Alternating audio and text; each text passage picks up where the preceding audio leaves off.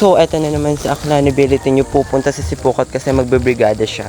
So, eto na guys, nakasakay na sa accountability ni accountability. So, eto na, papunta na sa accountability nyo dun sa Sipokot. Oh my God. So, ayun guys, kala namin mananalo kami sa skate. Hindi pala. So, eto guys, sasakay na po sa accountability nyo kasama si mama at kuya. So, ito na guys, patuloy na po kami nagbiyahe papunta sa sentro.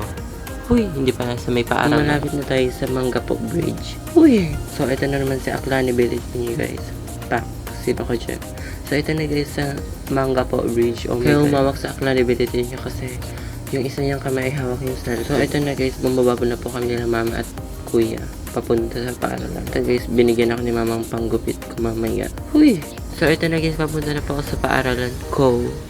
So, pagpasok ko pala guys, nandito na si Lola ni Maymay kasi magbibrigada rin siya. Guys, ang haba na talaga ng buhok ng accountability. Kaya na guys, tapos na po kayo magbrigada, kayo po nung pumunta na po ako sa pagupit. Dito sana ako magpapagupit kasi sa iba na lang. Doon na lang tayo sa barbershop. So, ito guys, pumasok na sa accountability nyo. Sobrang OA. So, ayun guys, tamang video lang sa salamin. Oh my God, sobrang lag. So, ayun na guys, ako na pala yung next. Oh my God.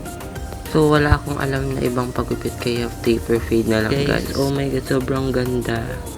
Yan lang guys. Thank you for watching.